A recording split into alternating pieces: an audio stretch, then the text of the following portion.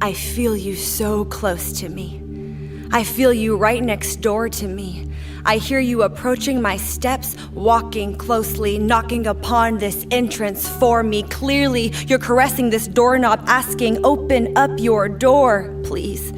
I hear you on the other side of this pillar framing the outline to my haven of safety. I hear you breathing on the other side of this wall, whispering, please let me in.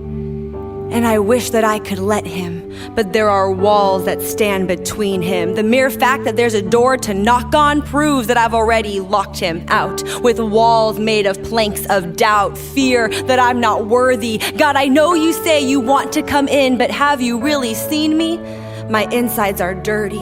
My heart is sickly. My house is filthy. Still, I can hear him knocking, and he's knocking on these walls made up of sinful structures. For there have been deeds by other men that have hurt me first and convinced me that a life of sin, a life of sadness, a life of insecurity was all that I deserved. So I've lived my life trying to live up to all these lies that I've heard, putting up walls to block out God so I can sit here in my sin, trying to figure out how to self-heal my hurts. But still, I can hear him knocking, and he's knocking on these walls made up of guilt and shame. I know I am to blame for how my life has turned out. I am not the little girl my parents raised to be holy and wholesome and set apart, and I don't want God to see me this way. I don't want him to see me as I'm straddling the lines of purity with my boyfriend.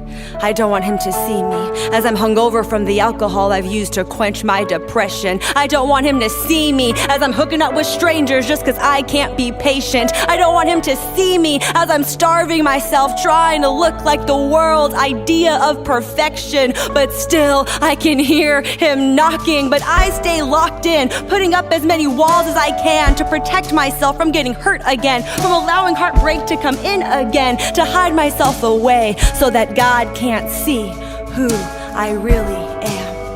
And I know I'm in a box. I know these walls are enclosed, but really I'm getting used to this roof. And really this place has become home. Within these walls, within these sins, I am comfortable. But this home is a prison.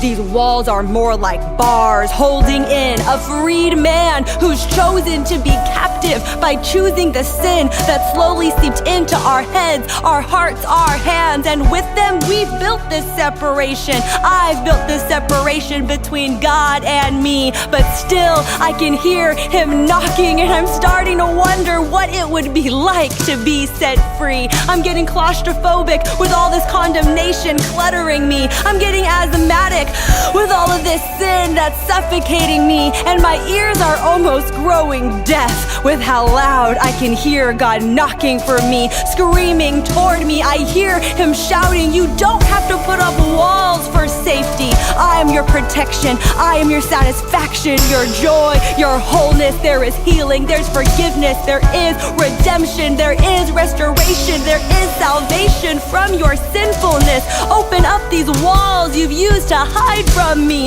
Open up the door for me. And I don't know if your walls or if your prisons look anything like me.